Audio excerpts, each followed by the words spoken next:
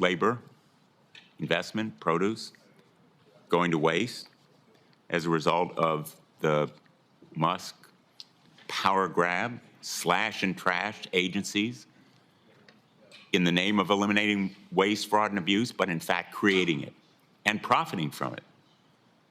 Elon Musk is giving America the middle finger in seizing power, engaging in the biggest heist of information in America's history, delving into agencies and destroying them when his own corporations profit from contracts with them, and controlling contracts in the future that will benefit his corporations. That's waste and fraud, Mr. Chairman. Thank you.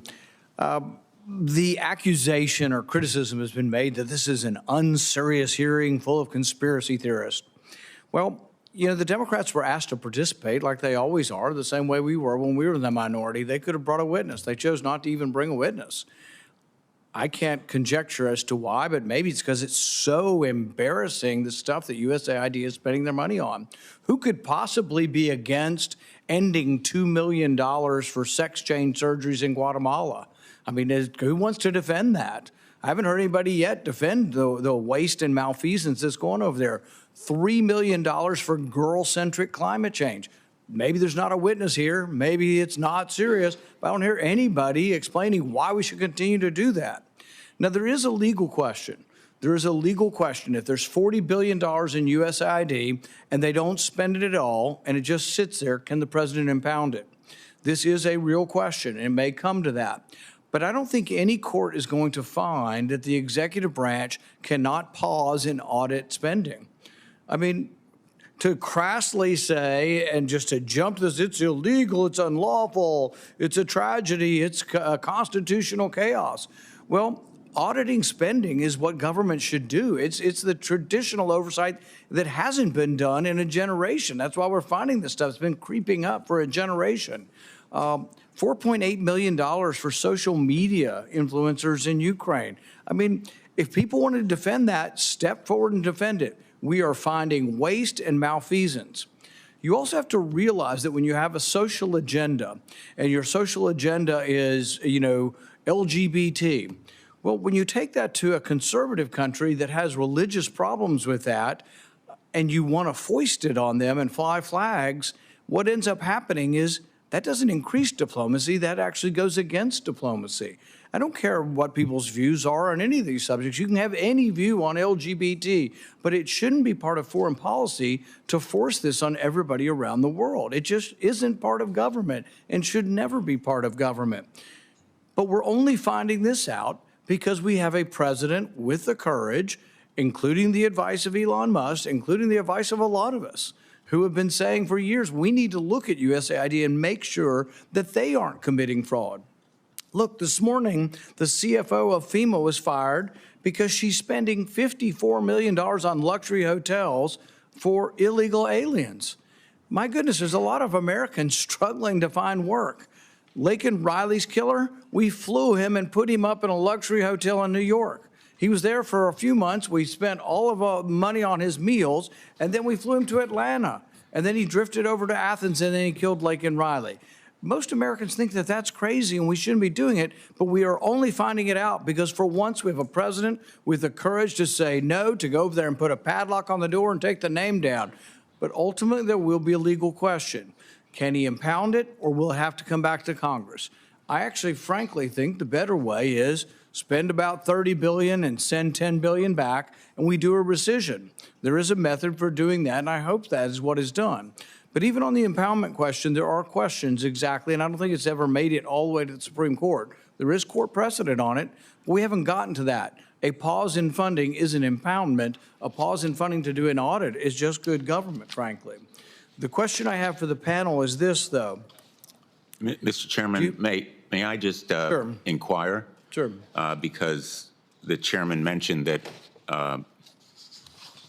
we don't have a minority witness. I would suggest, and speaking out of turn here, because the ranking member isn't here and I don't purport to speak for him. We're docking your time for next week. I'm just kidding.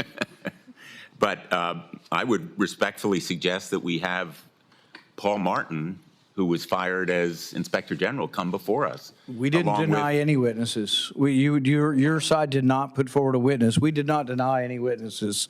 You didn't put forward a witness. So, but I just think it's disingenuous to, Well, to rather sit than there, and it is a standing- personal attack on me to call this unserious and a conspiracy, a bunch of conspiracy. It's an attack on our witnesses as well. That is a pejorative, and that's name calling.